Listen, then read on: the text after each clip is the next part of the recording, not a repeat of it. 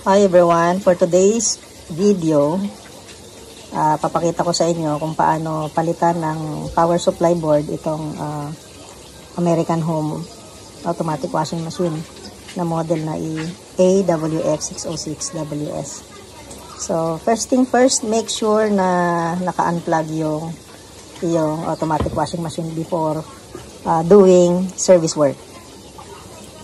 Once na naka-unplug na siya at hindi siya nakakonect sa power supply, you need to remove itong lock dito kasi nandito yung kanyang screw. Yan, kailangan mo ng Phillips screw para tanggalin yan. Yan, flat screw para sungkitin yung cover. Okay, remove the screw.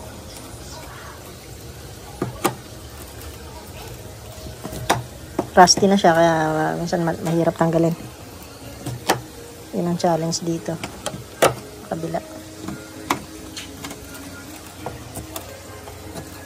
Rusty na siya. So, gawa tayo ng paraan kung paano tanggalin.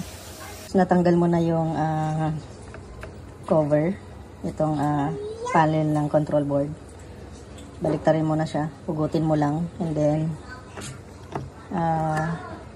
tanggalin itong mga screws ng board.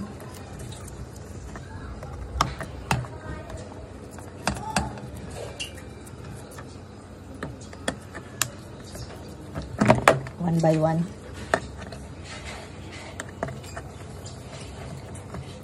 So, ang reason bakit kailangan magpalit ng board,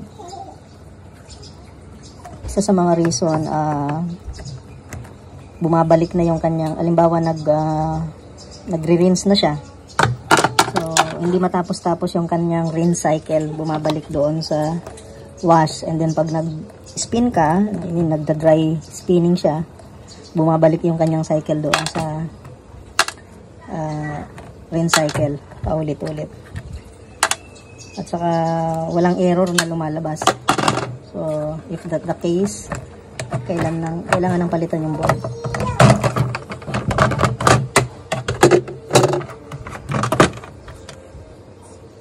So ito yung kanyang original board. Itong washing machine na ito almost 10 years na. Kaya medyo luma na. Hirap na tanggalin yung mga screws. So, ito yung kanyang board. So, bago kayo magpalit, check muna kung magkapareho sila. Yan. Hawak natin ay replacement board na ito. Yan. Replacement board siya. Pareho lang naman. Pareho sila ng button. 6. 1, 2, 3, 4, 5, 6. And then, itong pula. 1, 2, 3. 1, 2, 3, 4, 5, 6. 6 din yung kanyang buttons. Okay? So, pag tinanggal nyo itong mga connector na to, make sure na kung paano nyo tinanggal, doon sa ikakabit nyo, ganun din. Okay. So, first, you need to remove this one. Color coding naman siya. May halimbawa nito blue. This is for the power supply. Ayan. And then this one.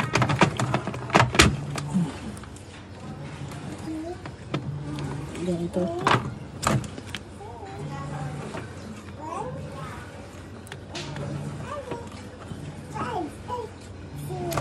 May lock yan eh. Itong part na yun, yan yung lock.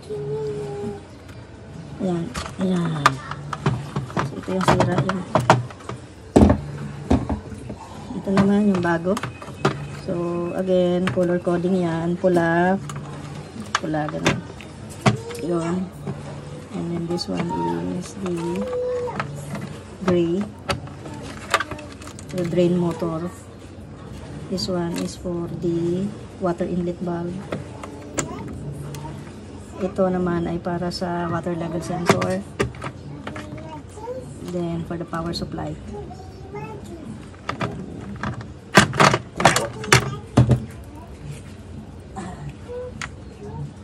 Okay. And then, try natin kung mag-on siya.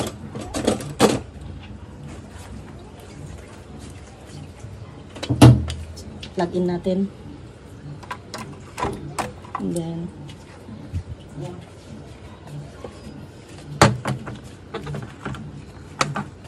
power supply, dito power supply. On. Yan. And then, program. Ito naman program. Yan. Ito naman yung water level sensor. Yan. Okay. Ito yung preset and add if you want to add ng clothes na pwedeng labahan. And then, ito yung start. So, off muna natin. Okay, then, ibalik natin, setup natin. Tapos, mag-try tayo. Okay, kabit na natin. Once na nakabit na lahat, balik yung mga screws. Using your Phillips screw.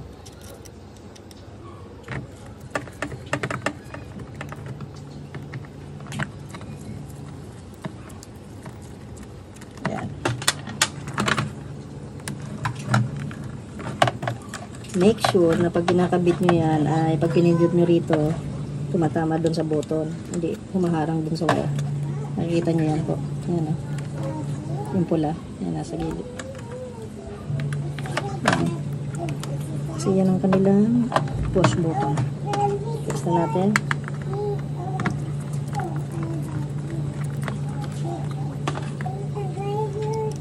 So, again, ano ba ang function ng board?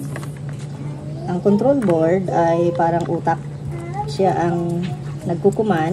Ang function niyan, siya ang nagkukuman doon sa specific part ng washing machine. For example, sa water level sensor, inlet valve, motor, drain valve. Siya ang nagkukuman na gawin yung function na dapat nilang kailangan gawin. So, yan ang function ng control board. To command yung motor na umikot, mag-stop, and then to command the water level sensor, inlet valve, drain valve. Yun. So, yan ang kanyang function. And, i-try na natin. Balik na natin. Time, power on, naka-plug na siya. Okay. Then, program, let's say, quick wash lang siya, and then yung low water, 16 minutes, and then, go. So, yun, lumabas na yung kanyang tubig. Meaning, okay yung board na pinampalit natin. So, yun lang po kung paano magpalit ng control board ng automatic washing machines na American Home brand. Yun, thank you guys for watching. Kung may tanong kayo, message lang. Bye-bye.